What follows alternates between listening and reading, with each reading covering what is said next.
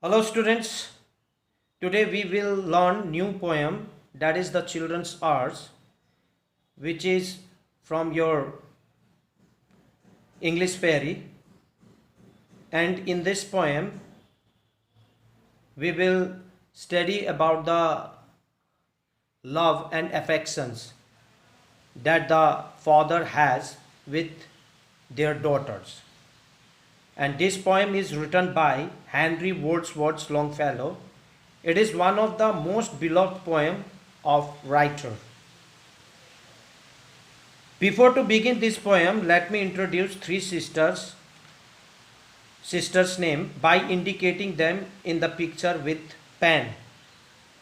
The first one is Alice, and second one Allegra, and with golden hair Edith. These names actually writer's daughter's name in this poem, that he gave the names already in this poem. That's why I think maybe why the writers loved this poem very much. Let me give you short description about this poem कि इस poem में क्या है. In this poem there are three sisters and they just want to give surprise quietly to their father at night. That you can see in the pictures how they are walking on the stair quietly. So just for spending a time with his father. So while coming his daughters, their father came to know that his daughters are coming to him. और ये चीज़ को देखकर उनके पापा बहुत खुश हो जाते हैं और उन्हें आता देखकर उनको बहुत ही खुशी मिलती है उनको देखकर. Eventually they all together spend the time. और आखिरकार उन्हें आता देखकर उनके पापा जब खुश होते हैं तो आखिरकार उन लोग एक साथ समय बिताते हैं. तो उसके बारे में that poem is based on how they spend their time and how his father came to know that their daughters are coming. So let's begin this poem. Between the dark and the daylight, when the night is beginning to lower, comes a pause in the day's occupations that is known as the children hour. Here, between the dark and the daylight, it means that and when the night is beginning to lower, it means that कि जब रात कम हो रही है तो that means beginning to lower. जब रात कम हो रही है तो इसका मतलब ये है कि रात कम होने वाली है और सुबह होने को है. that means it means that comes a pause in the day's occupations that is known as the children hours. comes occupation, that means दिन भर के कामों से छुट्टी या उस समय जिस समय काम नहीं करते हैं तो उस समय जब बच्चे को लगता है उस समय कि अब ये समय क्या है, चिल्ड्रंस आवर्स का समय है. That means so in this story that दिन भर के थकान, दिन भर के कामों के बाद जब बहुत से काम करने के पश्चात जब व्यस्त समय जब ख़त्म हो जाता है और वो समय बच्चे को लगता है कि वो समय बच्चों का समय है. तो इन this poem that it means that the children hours इसलिए कहा गया है जिसमें कि सारी बच्चियां जो थ्री डॉटर्स है इसमें ये सारी गर्ल्स सोचती हैं कि ये समय अपने फादर के साथ बिताने का समय है, इसलिए द चिल्ड्रंस आवर्स कहा गया है। Let's move to the next paragraph. I heard in the chamber above me the patter of little feet, the sound of a door that is opened, and voices soft and sweet. I hear in the chamber above me.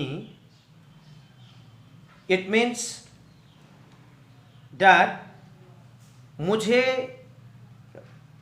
what the writers said in this paragraph, कि writer क्या कहता है कि मुझे मेरे chamber में ऊपर से आवाज सुनाई दी।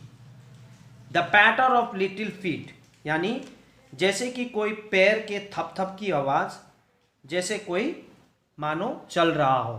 That kind of sounds of steps that the writer is hearing, वो सुन रहे थे writers.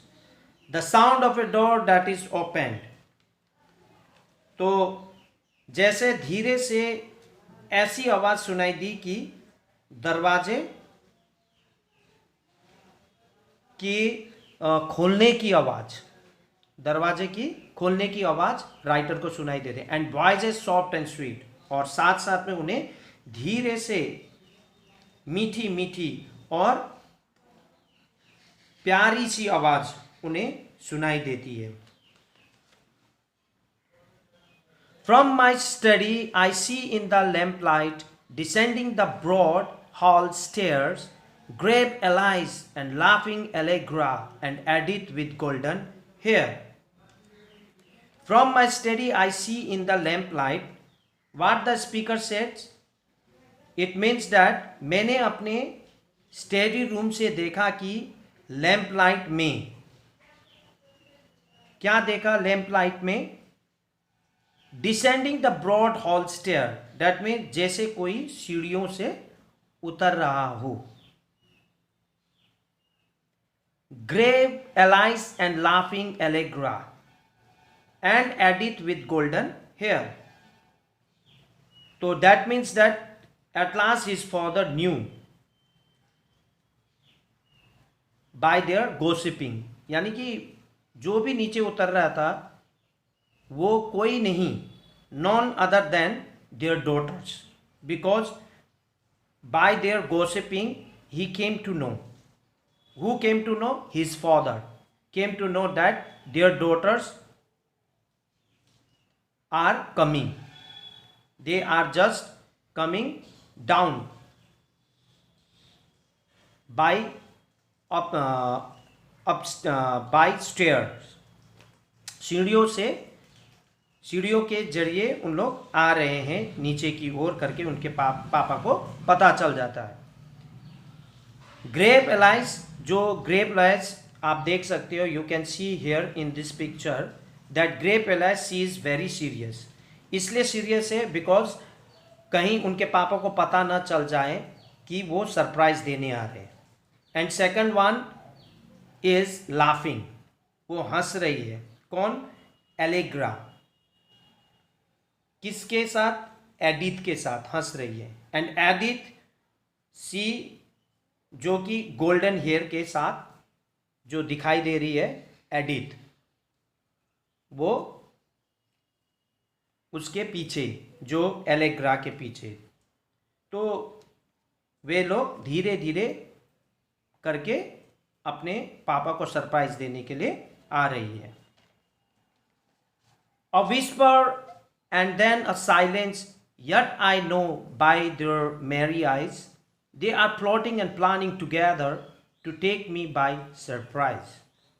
A whisper and then a silence, that means धीरे से फुसफुसाते हुए और चुप होते हुए, that means while they are coming down by upstairs, तो उन लोग थोड़ा थोड़ा से बात कर रहे थे, तो और बीच बीच में वे लोग चुपचाप हो रहे थे, कहीं पता ना चल जाए। Yet I know by their merry eyes, it means that, जबकि राइटर को पता था कि ये सारा चीज़ वो देख रहा था कि मुझको, क्या कह रहा है राइटर, कि मुझको पता चल गया उनके मेरी आइज से, पता चल गया उनके मेरी आइज से। They are plotting and planning together, जिसका मतलब कि वे कुछ सरप्राइज की प्लानिंग कर रहे हैं। To take me by surprise, जो कि राइटर को वे लोग सरप्राइज, राइटर को वो चीज सरप्राइज हो जाए करके। तो that's why all this sort of the writers are watching in this poem, in this, you can say, in this paragraph. Then a sudden rush from the stairway, a sudden raid from the hall by three daughters left unguarded and unguarded, they enter my castle walls. That means castle walls, that means अचानक से, a sudden rush from the stairway, it means that अचानक से धक्का लगाते हुए सीढ़ियों के रास्ते से वे सारे थ्री डॉटर्स घुसते हैं। a sudden raid from the hall, that means, और अचानक से एंट्री उन लोग हॉल में करते हैं। By three daughters left unguarded, it means that unnoticedly वे थ्री डॉटर्स दरवाजे को क्या कर लेते हैं, खुला, थ्री डोर्स को खुला छोड़ देते हैं। दे इंटर माई कैस्टल वो, और उन दरवाजों को, तीन दरवाजों को खुला अननोटिसली छोड़ने के बाद वे लोग उनके राइटर्स के रूम में घुस जाते हैं।